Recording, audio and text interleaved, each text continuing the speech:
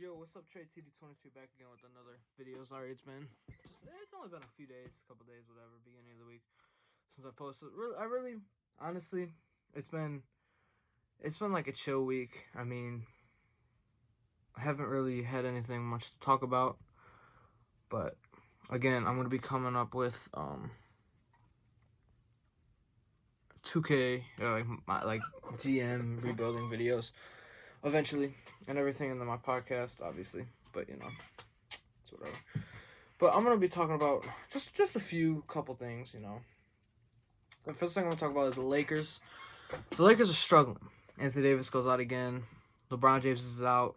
Dennis Schroeder's out. Taylor Horton Tucker's out.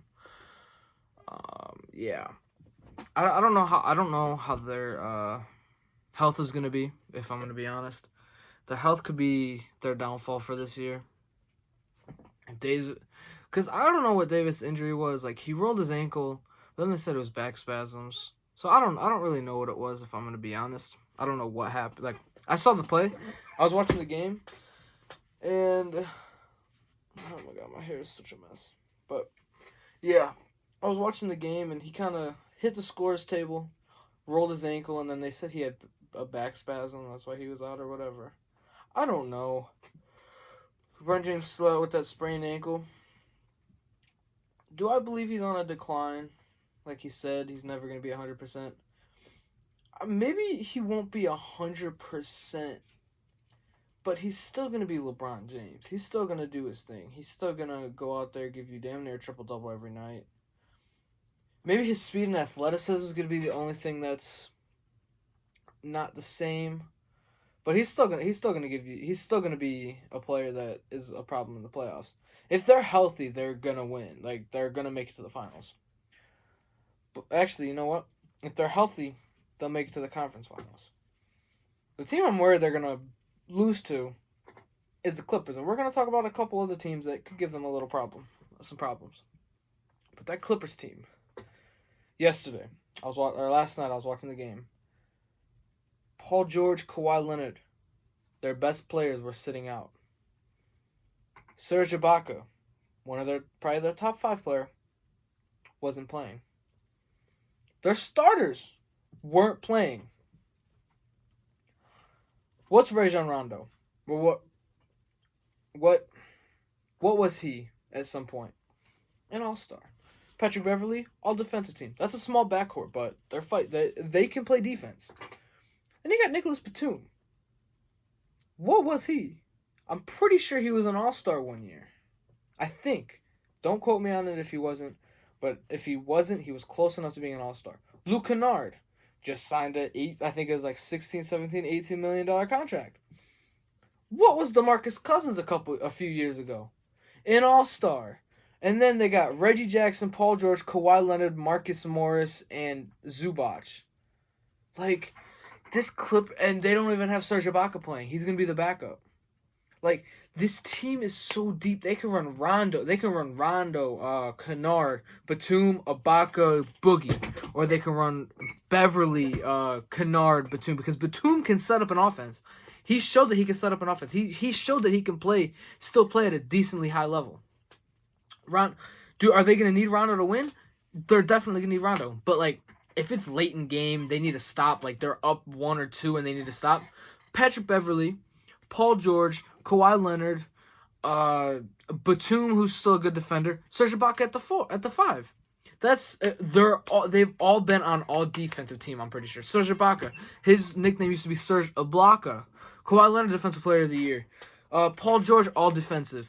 Patrick Beverley, all defensive. Nicholas Batum might have been all defensive. I'm not sure. Do not quote me on that. This Clippers team is so deep. They got off the bench Batum, Kennard. They got Rondo the playmaking. They got Luke Kennard, Batum for scoring. They Boogie, who can still score. He can still score the ball. Serge Ibaka, who can score, but he's mainly there for big bodies. Boogie, who's a big body. Zubac is a big body. Marcus Morris can hang with some of them big boys. And then Rondo, Reggie Jackson, who has improved since last year. Last year in the bubble, Reggie Jackson was awful. I mean, he wasn't awful, but he wasn't Reggie Jackson now. I feel like he plays better when he's in the starting lineup. Rondo, playoff Rondo is a thing. People act like Paul George was never a superstar in the playoffs. Paul George, he had the first year with OKC, he had 5 points in a game 7. Okay, he had a bad game. Yeah. Should have gotten a foul on a 3. Y'all can go look at that. It was a foul. They've been calling those. They've called those before. That should have been a foul. I think they should have tied it, and I feel like they could have won in overtime. Not saying they would have, but they would have at least went to overtime or a second overtime. I don't remember. This was 3-4 years ago. I don't know. And then his first year with the Clippers, it's not even like he didn't show up in game 7. He had a good, he didn't have a Paul George-esque game. I think he still had 15 to 20 points, which is way under what Paul George needs, but he didn't have a bad game like he was all the first round. Like the second round, he didn't have Paul George, but he still did it. He was still decent. Kawhi Leonard in game 7, you need Kawhi Leonard to show up. If Kawhi Leonard shows up and the ball starts falling for him, he's good. And if he can get Paul George motivated, they don't lose in 7. They don't blow. If they have Rondo, they don't blow a 3-1 lead. Rondo would not allow that. Rondo, on any team he's been on, has never blown a 3-1 lead. With how, young Rondo, I can understand. This Rondo, a veteran. He knows how to motivate his teammates. I feel like this year the Clippers are going to the finals if the Lakers are not 100% healthy. Another team that could beat the Lakers, the Phoenix Suns. They got Chris Paul. No one can guard Devin Booker. DeAndre Ayton's a big body who can feast, especially because he has Chris Paul. Jay Crowder, as long as he's healthy. Dario Saric, who was turned into a solid 5. They got I think it's Mikal Bridges, who was turned into a starter in this league. They got Cameron Payne, who's turned his career around. They have Cameron Johnson, this is his second year, I think, and he's 24, but he knows what he's doing. That team is deep too. They can go 9, 10, 11 spots into the roster. The Utah Jazz, as long as they're healthy, Donovan Mitchell's been out, but as long as they're healthy, they can win. They can go to the finals. I don't think they're beating Brooklyn as long as the Brooklyn Nets are healthy. And I'll get to the Eastern Conference in a second.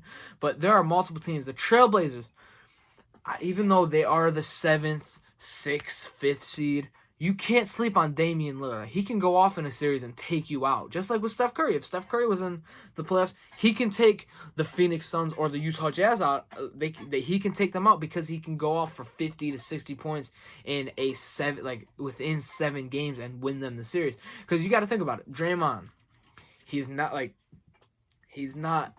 all-star Draymond, but he affects the game without showing stats.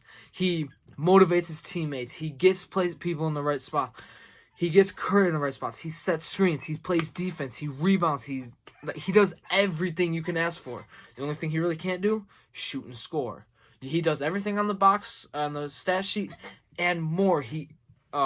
What's the word? He helps his team without stats. I can't think of the word right now. But he is one of those players. Him and Rondo are some of the only players in the NBA that can do something that does not show up on the box score. Same with LeBron. LeBron can do the same thing. He gets people in the he's a floor general. He's a freight train floor general. There's no one that can no one can guard him. Can he shoot? Not really. He's improved. He's improved his shooting, but it's I don't know. It's weird. Let's get to the Eastern Conference. People are making a big deal. Oh, the Nets lost 4 games in a row. Well, they lost against the Bucks twice, which is a contender, and everyone's like, "Oh, Giannis blocked Kevin Durant." Blah blah blah. He played good.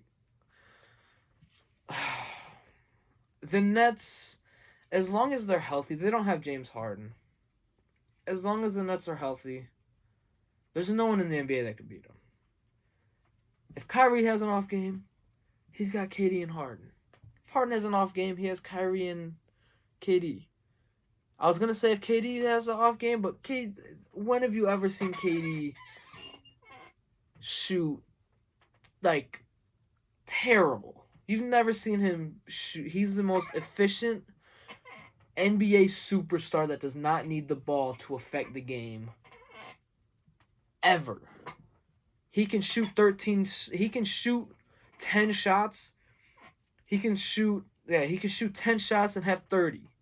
There's nothing you can do about that. He's the most efficient. But he's the opposite of Russell Westbrook. Russell Westbrook is great. Like, he has Bradley Beal right now, but he is on another level without a superstar. He can carry a team with a bunch of, I don't want to say scrubs or bums, but role players, and bring them to the playoffs. Where if he has two other stars, like a KD and Harden, they went to the finals, but that was young Westbrook, young Harden, young KD.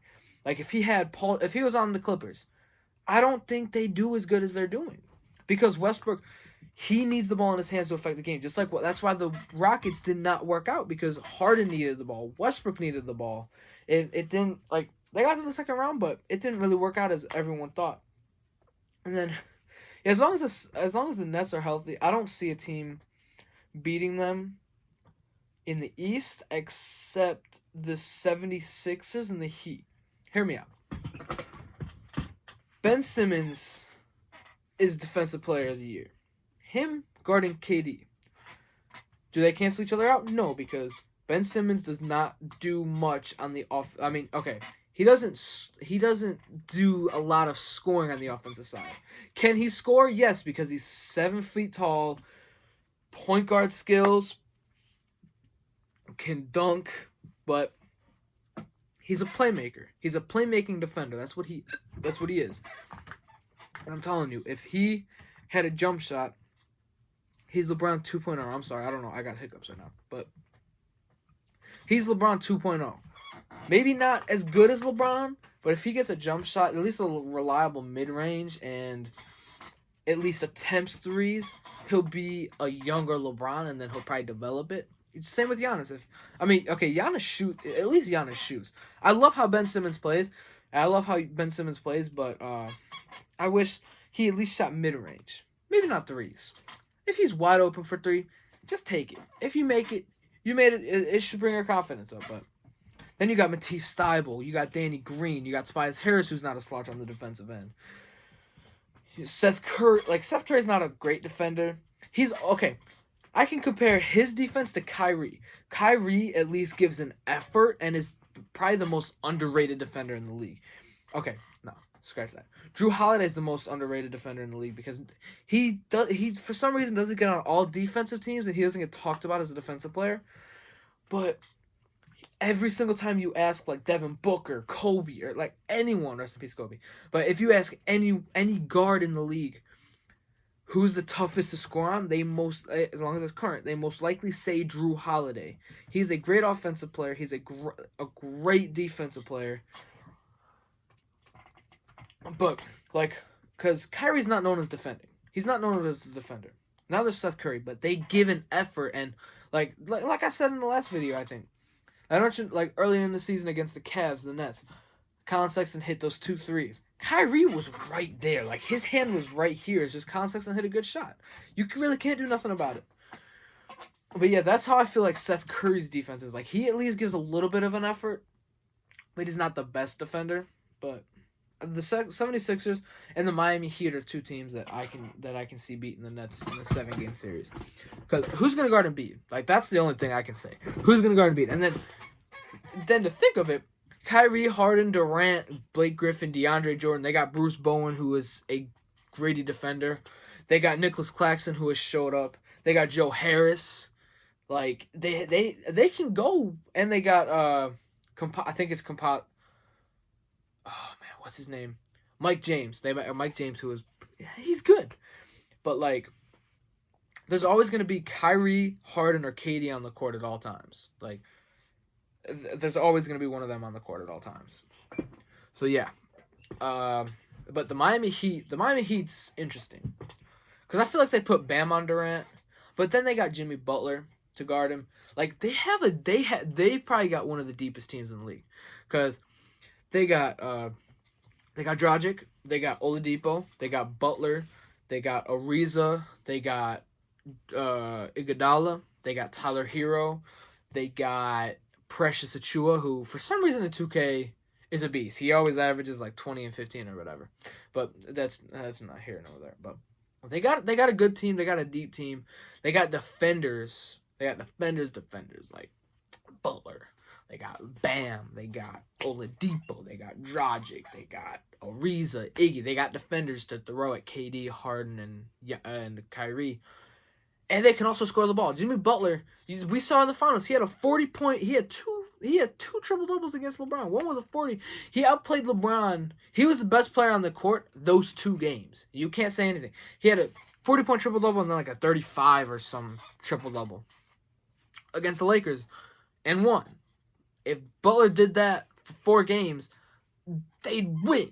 But Butler does not. He can't do 40-point triple doubles every night. But you know, I'm gonna talk about that. Oh man, Zion is out. I don't know who's out for the Lakers tonight against the Trailblazers. But yeah, the Heat aren't slouches. They got Bam. They got Butler. 2 All-Stars. They got Oladipo. Dragic, Hero, Iggy, Ariza, who's been playing good. Precious Achiuwa, even though he's a rookie, he's pretty good. But yeah, this was a very long video. I said I had a couple things to talk about, and I got talking about something, talking about another thing, and you know. But yeah, that might be it. Again, put down in the comments what team you guys want me to do to rebuild. Because I think I'll start off just doing a team.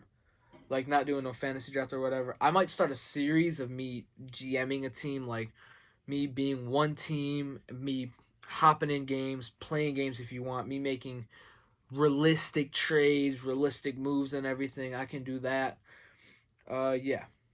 I'll probably do that and then do rebuilds. Like, I'll do this day. And then this the next day. And then this. And, like, I'll do 1 and then 2 and then 1, like something like that. I don't know how it's gonna work, but yeah, this is a nice long video for you guys. Please like, comment, subscribe. Peace.